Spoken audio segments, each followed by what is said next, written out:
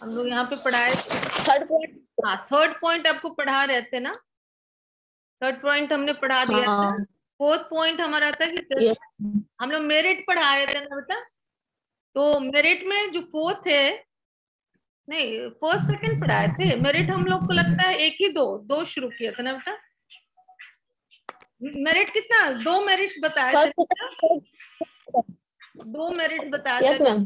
हाँ, ये पेज देखो क्या है, वस्तुनिष्ठ ऑब्जेक्टिव, एक सेकंड लास्ट। हाँ, परिमाण संबंधी समय एवं श्रम की बचत है ना बेटा, यहाँ तक बता। हाँ, थर्ड पॉइंट तक बता दिए थे नहीं बेटा। हाँ, यस मैम। फोर्थ पॉइंट पे जाना है, नेक्स्ट स्टॉप।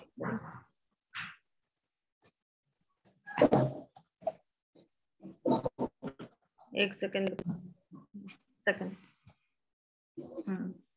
अभी देखो हम लोग कहाँ हैं, दिख रहा होगा। थर्ड पॉइंट पे आ गए थे हम लोग ना। हाँ, थर्ड बता दिए थे आप। हाँ, कि जिससे आपका समय और ये का बचत होता है ना। हाँ जी। इसका हम बता दिए थे कि कैसे टाइम और श्रम यानी वर्कर्स का बचत होता है, क्योंकि हम कम समय में बहुत सारे लोगों को एक साथ में ऑब्जर्वेशन के थ्रू हम अध्ययन कर सकते हैं ना। लेकिन Yes, अगर इंट्रोस्पेक्शन से करेंगे तो बेटा एक समय में एक ही व्यक्ति पे कर सकेंगे, ठीक है ना। लेकिन कुछ देर के बाद लेकिन जब हम इस ऑब्जर्वेशन मेथड के थ्रू करेंगे तो कम से कम 10-20 बच्चों को हम एक साथ कर सकते हैं ना। इसी तरह देखो कि आपका है, एक मिनट बेटा एडमिट करने दो, विस्तृत क्षेत्र, वाइड स्कोप। वाइड स्कोप का मतलब क्या हुआ, ऑब्जर्वेशन मेथड के थ्रू हम वैसे लोगों पे भी कर सकते हैं जिनको बोलने नहीं आता हो, जिनके पास भाषा का ज्ञान नहीं हो। अब देखो ऐसे कौन से लोग हैं, सपोज करो कि जानवर है ना, जानवर तो बोल नहीं पाते ना, तो उनका भी हम बिहेवियर को ऑब्जर्व करके और अनुमान लगा सकते हैं। उसी तरह छोटे बच्चे, एकदम छोटा बच्चा है, वो भी कुछ बोल नहीं पाते, भाषा का ज्ञान नहीं होता, तो हम उन पे भी अध्ययन करके, उनके व्यवहारों का अध्ययन करके और अनुमान लगा सकते हैं। तो इससे क्या हो गया बेटा, इसका जो स्कोप हो गया वो काफी वाइड हो गया, ठीक है ना। ये इसका मेरिट्स है, आप लोग सुन रहे हो बेटा। Yes ma'am. क्वेश्चन आ रहा है। और शाकरीन आप सुन रहे हो बेटा। यस मैम, आवाज आ रही है। यस मैम, आ रही है। अच्छा, कोई यहाँ पे कंफ्यूजन नहीं है ना बेटा आप लोग को किसी तरह का। अच्छा, तो यहाँ पे देखो क्या क्या है कि हम लोग ऑब्जेक्टिव ऑब्जर्वेशन मेथड के थ्रू, इंट्रोस्पेक्शन मेथड के थ्रू क्या था बेटा कि हम लोग उससे पूछते थे, है ना। जैसे मान लो कि हमको कुछ जानना है तो हम आपसे पूछते थे कि ऐसी परिस्थिति में आप कैसा फील करोगे, और तब आप अपने अंदर में निरीक्षण करके बताते थे।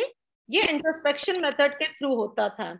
लेकिन ऑब्जेक्टिव ऑब्जर्वेशन मेथड के थ्रू क्या है कि हम उनको, उनके व्यवहारों को रीड करके और अनुमान लगाते हैं, है ना।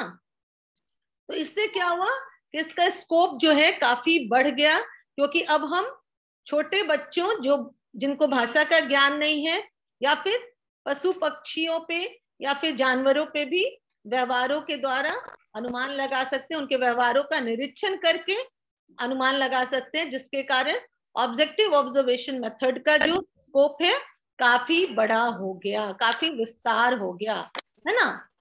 ये क्लियर हो गया आपको पॉइंट, विस्तृत क्षेत्र सबको क्लियर हुआ। डाउट है, अगर पूछना चाहते हो तो पूछ लो आप, किसी को पूछना है इस पे बेटा। No ma'am. नहीं। अब हम लोग नेक्स्ट आ रहे हैं बेटा, पुनरावृत्ति, है ना।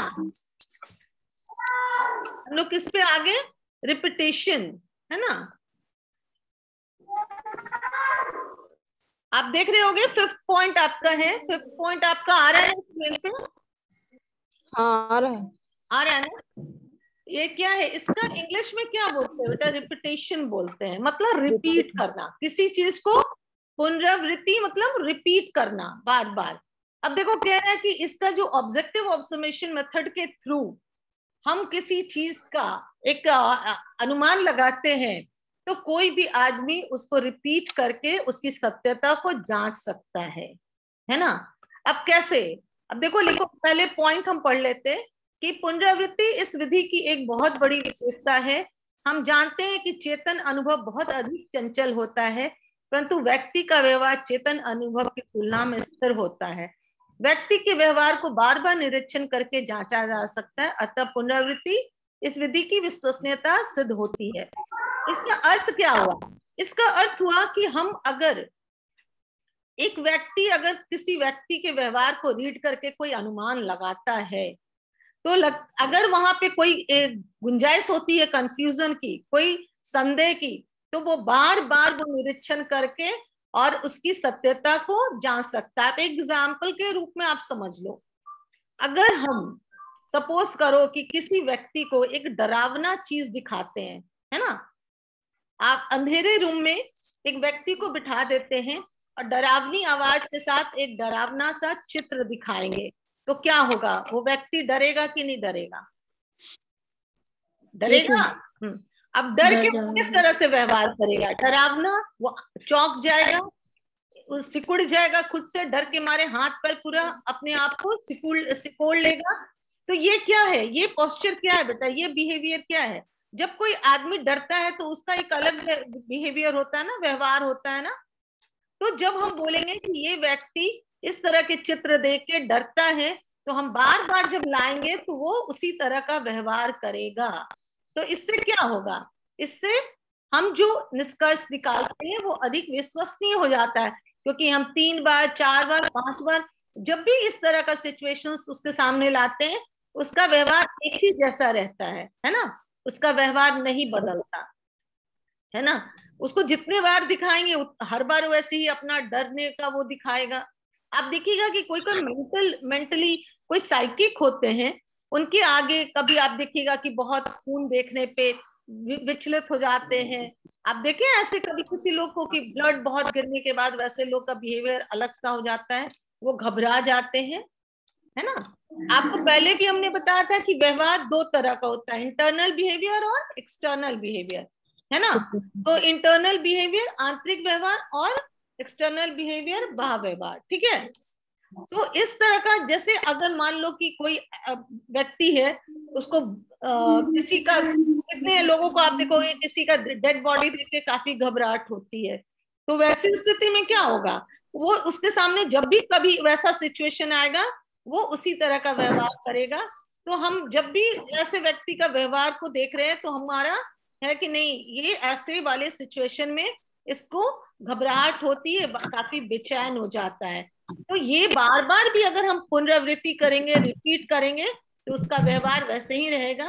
इससे क्या होगा? जो निष्कर्ष निकला कि इसको इस तरह की स्थिति में घबराहट होती है, ये निष्कर्ष विश्वसनीय होगा, क्योंकि हम बार बार भी रिपीट करेंगे तो निष्कर्ष वही आएगा। इससे विश्वसनीयता की जांच हो जाती है, ठीक है ना। अब हम लोग 6 पॉइंट पे आ रहे हैं, प्रमाणिक